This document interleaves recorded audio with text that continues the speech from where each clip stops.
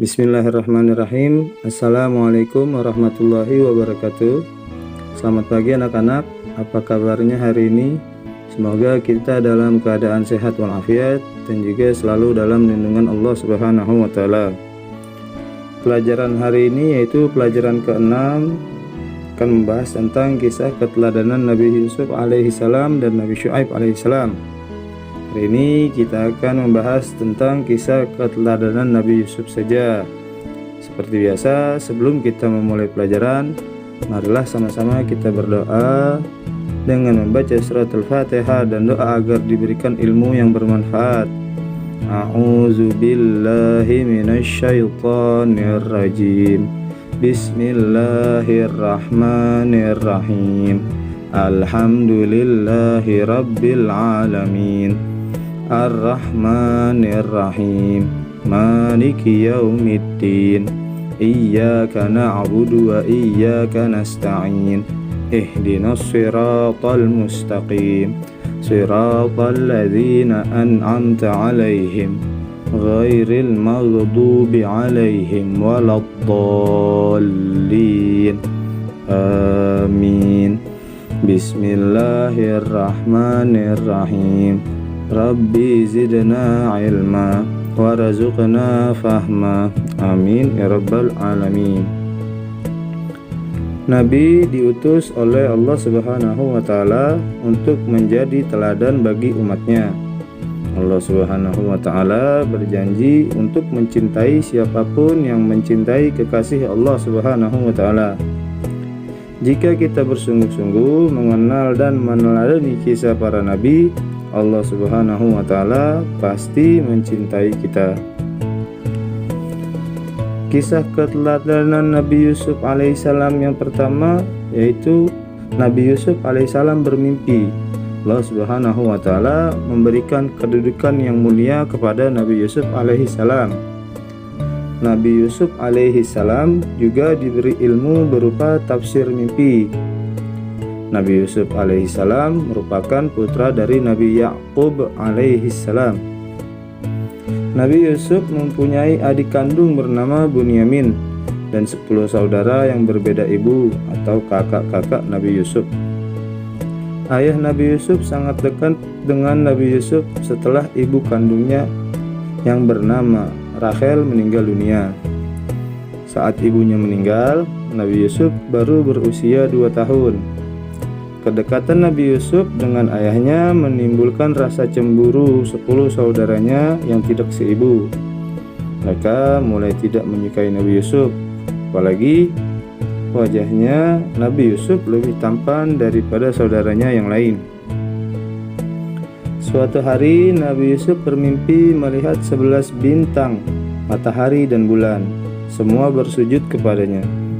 Nabi Yusuf kemudian menceritakan mimpi itu kepada ayahnya. Nabi Yakub lalu berkata, "Jangan kamu ceritakan mimpi itu kepada saudara-saudaramu, supaya mereka tidak tergoda oleh setan dan mencelakakanmu." Dengan mimpi itu, ayahnya mempunyai firasat bahwa Nabi Yusuf kelak akan mendapat kedudukan yang tinggi di dunia dan akhirat. Yang kedua, diajak perginya Nabi Yusuf untuk dicelakai. Saudara-saudara Nabi Yusuf menghadap kepada Nabi Yakub dan meminta izin akan mengajak Nabi Yusuf bermain-main di hutan. Sang ayah berkata, "Jangan mengajak Nabi Yusuf ke hutan, nanti ada serigala. Dia masih kecil." Namun, akhirnya mereka berhasil membujuk ayahnya. Saudara-saudara Nabi Yusuf merencanakan untuk membunuh Nabi Yusuf. Salah satu kakak Nabi Yusuf berpendapat agar jangan membunuh Nabi Yusuf, tetapi membuangnya saja ke dalam sumur. Nabi Yusuf kemudian dibawa ke hutan mendekati sumur tempat para pedagang sering mampir mengambil air. Mereka membuang Nabi Yusuf ke dalam sumur. Saudara-saudara Nabi Yusuf kemudian pulang dan berkata pada ayah mereka, "Wahai ayah, kami tadi sedang bermain dan berlomba memanah, lalu kami tinggalkan Yusuf di dekat barang-barang kami. Tiba-tiba dia dimakan serigala. Apakah ayah tidak percaya kepada kami?"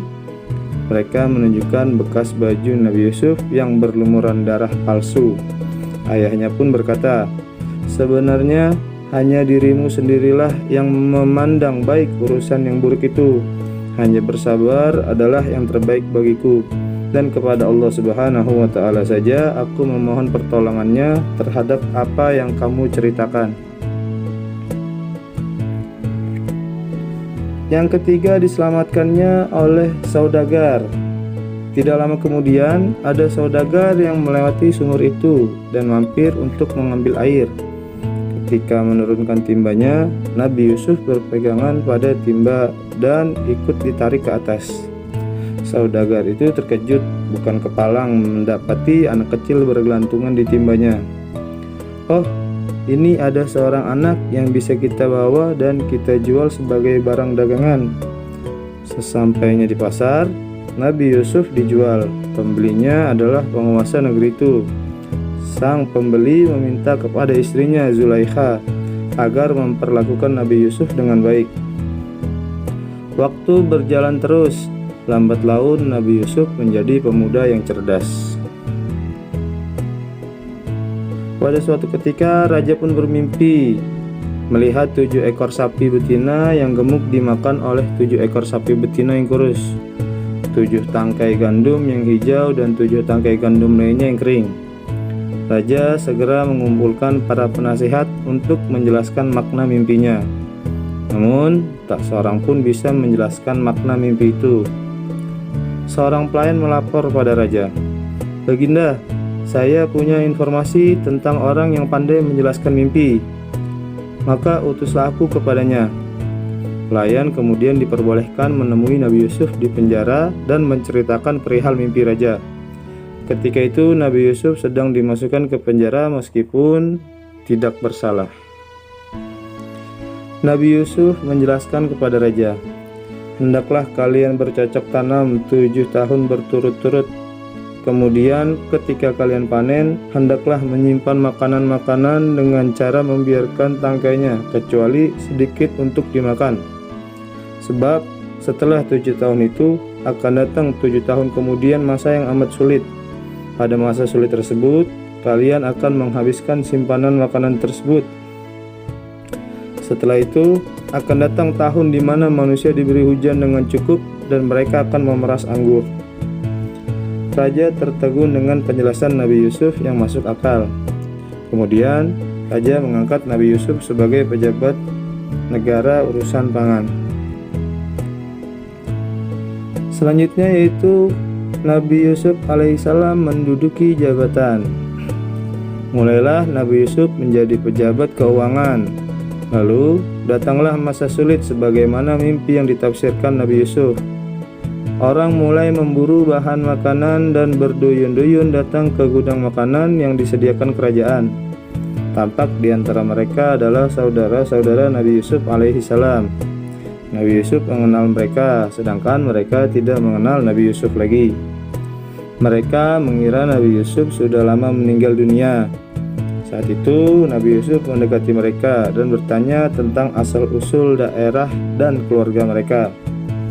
Mereka menjelaskan semuanya. Nabi Yusuf pun bertanya, "Kenapa saudara kalian yang kecil yang bernama Bunyamin itu tidak ikut ke sini? Untuk besok bawalah dia, atau kalian tidak akan mendapatkan bahan makanan seperti hari ini." Ketika saudara-saudara Nabi Yusuf kembali ke rumah, diceritakanlah kepada ayah mereka tentang pertemuan dengan pejabat tinggi kerajaan yang meminta Bunyamin ikut dalam perjalanan yang akan datang.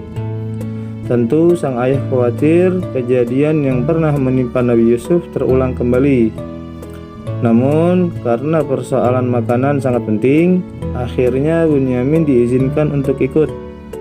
Ayah mereka, Nabi Yakub, kini sudah tua dan kehilangan penglihatan karena sering bersedih dan menangis mengingat Nabi Yusuf. Para putra Nabi Yakub kini datang kembali ke kerajaan dengan membawa Bunyamin. Di tengah kesibukan menumpuk bahan makanan, Nabi Yusuf secara diam-diam menghampiri Bunyamin dan membisikinya, "Wahai Bunyamin, sesungguhnya aku adalah saudaramu Yusuf. Allah telah melindungiku dan memberiku kekuatan. Nanti akan kususun rencana agar kamu tertinggal di kerajaan ini dan saudara-saudaramu dibiarkan pulang ke rumah. Nabi Yusuf kemudian secara sembunyi memasukkan gelas emas milik kerajaan ke dalam karung milik Bunyamin. Ketika mereka akan meninggalkan istana raja, tiba-tiba pengawal istana mengumumkan telah terjadi pencurian piala dan mencegat semua kafilah. Saudara-saudara Nabi Yusuf bersumpah bahwa mereka tidak datang untuk mencuri. Namun sayang, ternyata para pengawal kerajaan menemukan piala itu di dalam karung Bunyamin. Bunyamin pun ditahan dan saudaranya yang lain dipersilahkan pulang. Saudara-saudara Nabi Yusuf kemudian kembali kepada ayah mereka di Palestina tanpa Bunyamin. Mereka menggambarkan apa yang telah terjadi. Ayahnya sedih mendengar kejadian yang menimpa dan berkata, "Wahai anak-anakku, pergilah kalian mencari berita tentang keberadaan Yusuf dan Bunyamin, dan jangan berputus asa." Saudara-saudara Nabi Yusuf alaihissalam menyadari kesalahannya. Sewaktu mengambil makanan berikutnya, Nabi Yusuf mempertemukan Bunyamin dengan saudara-saudaranya. Nabi Yusuf berkata, "Sadarkah kalian tentang perbuatan apa yang telah kalian lakukan kepada saudara kalian sendiri, Yusuf dan Bunyamin?" Mereka sangat terkejut karena di hadapan mereka ternyata adalah Nabi Yusuf, yaitu adik mereka yang pernah mereka buang ke dalam sumur. "Apakah engkau Yusuf?" Salah satu dari saudaranya bertanya. Nabi Yusuf menjawab, "Benar, aku Yusuf." Mereka mengakui kesalahan dan memohon maaf atas perbuatan mereka membuang Nabi Yusuf. Nabi Yusuf berkata, "Kalian tidak akan dihukum dan dipersalahkan. Aku memohon kepada Allah Subhanahu wa Ta'ala ampunan dan rahmat bagi kalian, dan Allah Maha Penyayang." Setelah menanyakan keadaan ayahnya, Nabi Yusuf kemudian mengirim jubahnya supaya diusapkan ke wajah ayahnya sembari meminta agar ayahnya segera diajak ke istana. Nabi Yusuf alaihissalam bersatu kembali dengan keluarganya. Sebelum sampai ke rumah, ayah mereka berkata bahwa sesungguhnya aku telah mencium keberadaan Yusuf yang masih hidup. Maka benarlah ketika mereka tiba, juga Nabi Yusuf diusapkan ke wajahnya dan muncullah kegembiraan di hati ayah. Penglihatan ayahnya pun dengan izin Allah Subhanahu wa Ta'ala telah dipulihkan kembali. Saudara-saudara Nabi Yusuf dan ayahnya segera berangkat menuju Mesir. Nabi Yusuf menyambut kedatangan keluarganya. Nabi Yusuf langsung duduk di samping ayahnya. Setelah selesai pertemuan, seluruh keluarga Nabi Yusuf diminta tinggal di istana. Kemudian Nabi Yusuf menyatakan, "Inilah mimpiku sewaktu masih kecil dulu, melihat 11 bintang, matahari, dan bulan bersujud kepadaku. Allah Subhanahu wa Ta'ala mewujudkan dengan banyak kebaikan kepadaku dan membebaskanku dari penjara serta mempertemukan kita kembali." Untuk tugas hari ini yaitu sebagai berikut.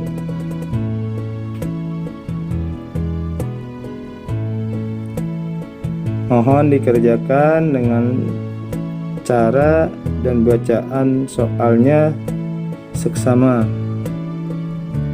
Alhamdulillahirrabbilalamin. Pembelajaran hari ini sudah selesai. Bapak ucapkan terima kasih banyak. Dan untuk tugasnya bila mana sudah selesai, mohon difoto dan kirim ke WA pribadi Bapak. Assalamualaikum warahmatullahi wabarakatuh.